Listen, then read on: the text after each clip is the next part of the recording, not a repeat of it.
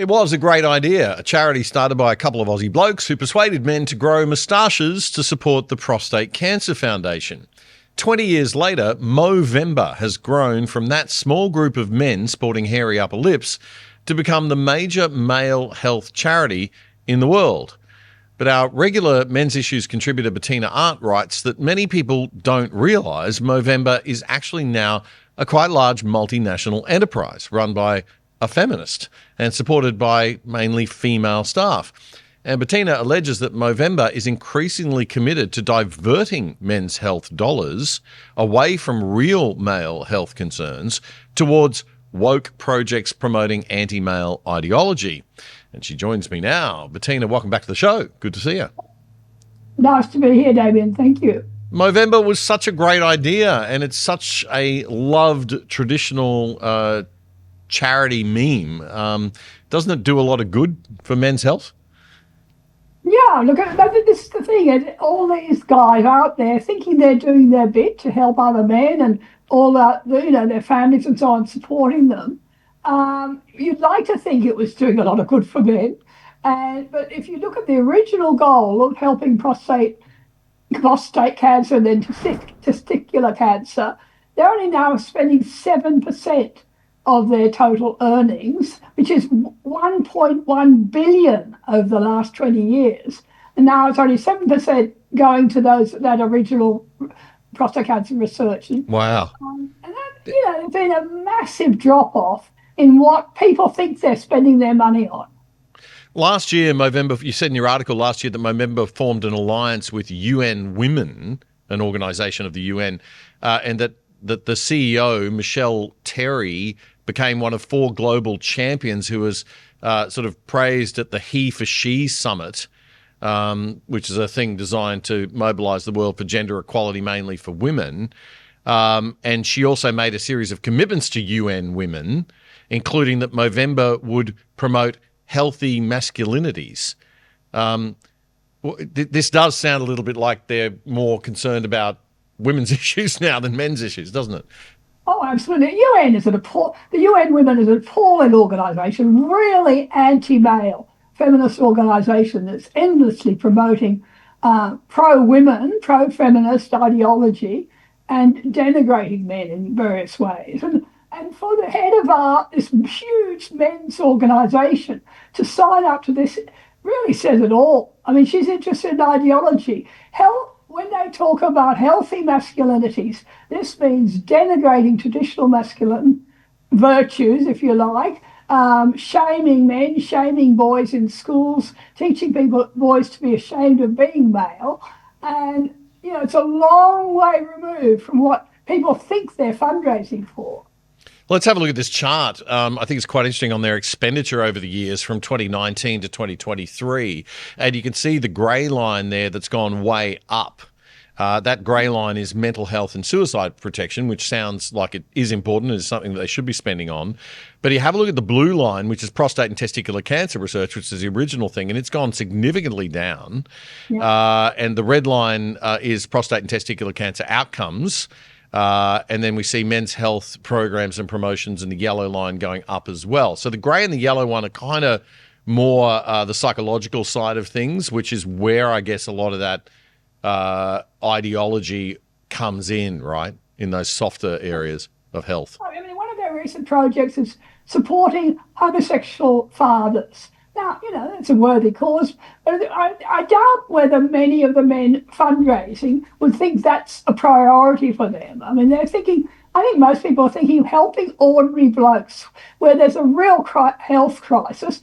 And suicide prevention is certainly, I suppose, the major component we should be looking at there. So, I mean, we were applauding when we noticed that this is where Movember is putting a lot of their money.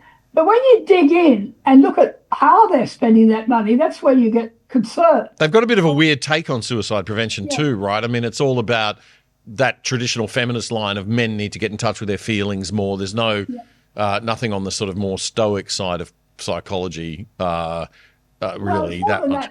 Their biggest program, one of the biggest programs they're funding is called the Way Back Suicide Project, where the money goes, 60% of the money goes to women.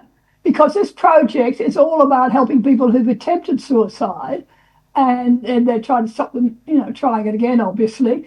And women I gather, tend to do that more than men. So they're quite happy to give 60% of this big hunk of their suicide money to women. Sorry, so it just goes to the way back program without any allocation specifically to men. And of course, tragically, we know men are more successful when they attempt suicide. So there wouldn't be that much there's more prevention on the female side. Absolutely. Right. Okay. Nothing wrong with any of this stuff, of course. We're not suggesting that. We're just saying that that's probably not what people think the money's going to when they actually make the donation to Movember. I want to get to your... Sorry, David. What I was going to say is, I mean, you'd think you'd then turn around and think, well, why are men killing themselves? Ask the hard questions. And the evidence is there. I mean, we have on our official data, the Bureau of Statistics data has coroner's reports showing the major cause of suicide, particularly for this group of family men, 25 to 44. Key group of men is family breakup, is relationship breakdown, and all the costs and the stresses associated with that. Yeah. And that is what the feminists, and that's what this Movember and all these big organisations are desperate to ignore. Our national suicide prevention policies won't address this issue of what is killing men and the fact that relationship breakup, battles in the family court, false allegations, being denied their children, they are key issues and no one wants to deal with it. And Movember has never addressed any of that publicly. They won't go near there. And I think that's why they're diverting all their funding in this other direction. I mean, seeing it as a mental health problem, for instance, rather than a response to situational distress. Yeah, this is a massive point because there's this tendency to think, male suicide is a result of depression, men not being in touch with their feelings, blah, blah, blah. It's actually primarily situational. It's an astounding thing. I want to get to your recent interview with George. George is a UK campaigner, and I want people to watch that interview after the show. It's a great interview. He's a UK campaigner. He's a professional digital content creator in the ad industry in the UK, and he's a men's health activist. He posts under the name The Tin Men online. He's campaigning for more transparency from the Movember organisation. Let's take a look at a clip from your interview with him and some of George's work. I think people struggle to understand that Movember is an actual organisation. People know Movember primarily as the meme, like Movember. You grow a moustache on November, that's it, you raise money. But beyond that, it is actually an enormous NGO, a huge men's health charity, the biggest of its kind anywhere in the world. It's huge. I can't overemphasize how big it is. It's not just a meme. And yeah, I think they've been capitalising on the enormous success of that meme, that shareability of the moustache. It's incredible. But behind that is a charity that I agree started off well, but has increasingly gone off the rails over maybe the past 5 or so years, maybe longer. And now they're expanding. So obviously they're an Australian charity, but they're now all over the world. They're in Europe, the UK, Canada, America, most of all. And I've been certainly critical of the UK arm for many reasons. 3, most of all, firstly, is that they're not supporting the Violence Against Men and Boys bill. So in the UK, there was no dedicated strategy for protecting male victims of abuse. Now there's a bill called the Violence Against Men and Boys Act, which will change that. Movember are not supporting that bill. That's the first issue. The second issue is the amount of money they have. I mentioned it. They have about £54 million in the bank in the UK. Similar amount in Australia, but in the UK they're not spending this money. Their money's coming in from the donors, and it's not getting spent. It's going up and up and up and up and up like a big mountain of cash, and that's a problem. Like if you're a charity, that money has to be going out. The whole point of you getting that money is not to hold on to it; it's to spend it on men. Like that, people donate money for men. And the third criticism I've levelled at them is that a complete lack of appropriate governance. So, like all charities, we have trustees at the top. A trustee is there to ensure the money is properly spent on the country it's in, but none of Movember UK's trustees are British or even living in Europe. They're all Australian or American. So it's like we've got 9 trustees of this enormous men's health charity in the UK. All of the trustees are based abroad. Now, to be absolutely clear, we are not suggesting any illegality here. This is just fair criticism about why the money isn't being deployed and what it is being deployed on when it is being spent. The ideological approach and about systems of governance. Movember are allowed to raise as much money as they can. They can spend the money on whatever they want, but people do, I think, Bettina, have a right to know where it's going. And that's all we're really doing here is talking about that. Yeah, I mean, George does some amazing work. There was another interesting observation in your interview with him. He's done a lot of meta research, right, showing that domestic violence is not a gendered issue. Mm-hmm. It's important stuff. So I might just play another bit of that interview as well, Bettina, on that. Let's just have a listen to that. I looked at like the research by Murray Strauss, who I'm sure you know was the greatest living expert in family violence research. He presented 200 studies that showed categorically that men and women abuse each other at equal rates. Yep. So I had an analysis of 200 studies. I had it presented by the greatest expert that's ever lived in the field. And I was like, well, this is great. All it needs is someone like me to put these cards down on the table. This is a winning hand. And then I'd put the hand down and it would lose every time. And then I'd have Erin Pitsey come along. Again, like the pioneer of the domestic violence movement, set up the biggest and first, oldest, largest refuge in the world for women. She would say the same. I'd be like, well, here's my second hand, another set of aces, and it would lose. And then for many years, I've been putting down hundreds, if not thousands of studies. The PASC, for example, which is the biggest database on family violence anywhere in the world, 1,700 studies. Again, doesn't get bigger than that. It's the biggest database. It says it's not gendered. I put it down and I lose again. So that's... Sorry, George. When you say you lose, what happens? Oh, people don't care. People don't care. People don't care. You know, someone will be, oh, that's interesting. That's fascinating. Wow. But I would be like, okay, I'm not interested in you being interested. I want you to be annoyed. Like we're talking about millions and millions of men not being helped, often turning to things like suicide. And this is beyond being interesting. This is outrageous.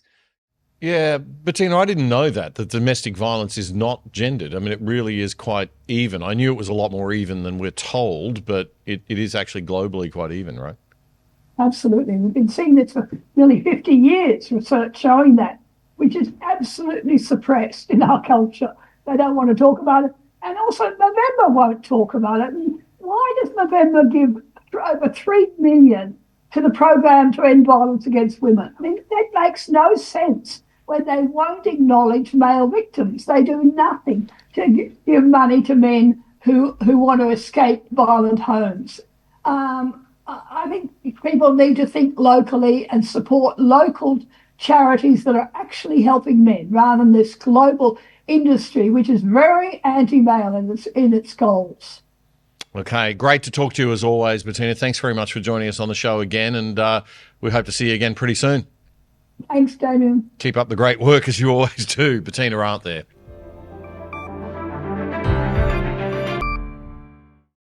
Did you know that with a virtual private network or VPN on your computer, tablet or phone, you can log into your favorite streaming services like Netflix from home with an internet address from anywhere in the world and watch all the shows that they offer in other countries, including stuff in different languages. And using a VPN to route all your internet traffic through a third-party server means that big corporations and big government can't spy on you. If you sign up now with private internet access, we think they're the best VPN servers out there. As a viewer of The Other Side, you can get 83% off the price of your subscription and get online for less than $3 a month.